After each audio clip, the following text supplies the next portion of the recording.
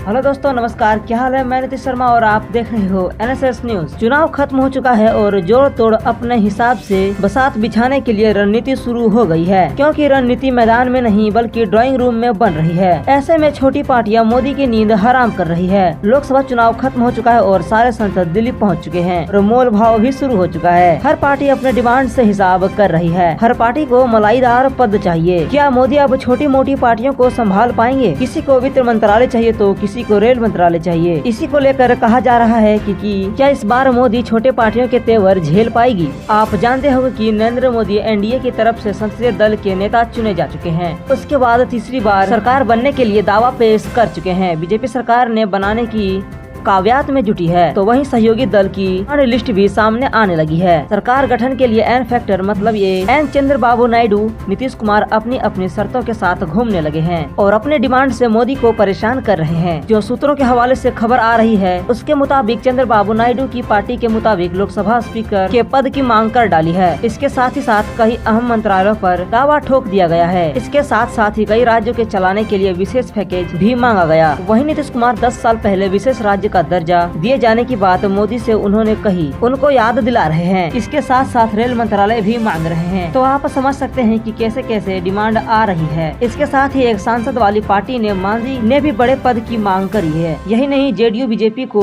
और वोट सेंधामारी करने की प्लान बना रहा है और बीजेपी के मुद्दे यूसीसी अग्निवीर योजना पर पूर्ण विचार की शर्त रख दी है। लेकिन दुर्भाग्य देखिए, 0 सीट वाली रिपब्लिकन पार्टी ऑफ इंडिया के प्रमुख रामदास ने भी एक मंत्री पद की डिमांड कर दी है। तो आप समझ सकते हैं कि मोदी का क्या होने वाला है। सूत्रों के हवाले से यह खबर आ रही है कि बीजेपी मंत्रिमंडल के लिए एक फार्मूला तैयार किया गया, जिसके मुताबिक 4 संसदों पर एक मंत्री फार्मूले का होना चाहिए, तो वहीं 5 पर 1 के फार्मूले की भी चर्चा है। जानकारी देते चले कि एनडीए के कई घटक दल ऐसे हैं जो 1 या 2 सीट पर जीत कर आई है। ऐसे लोग भी मंत्री का पद चाहते हैं। बीजेपी ऐसे छोटे दल से इस बात को लेकर टेंशन में है कि इसको कैसे मंत्रिमंडल में स्वीकार किया जाए और किसको कितने मंत्री पद दिए जाएं। हम आपको बताते हैं कि एनडीए के किस पार्टी के पास कितना दम है। एनडीए के पास 293 लोकसभा सीटें, 240 लोकसभा सीट पर के साथ बीजेपी सबसे बड़ी पार्टी, जीडीपी के पास 16 लोकसभा सीटें, नीतीश कुमार की जेडीयू के पास 12 सीटें। तो इससे आप समझ सकते हैं कि एनडीए में किसकी कितनी ताकत है।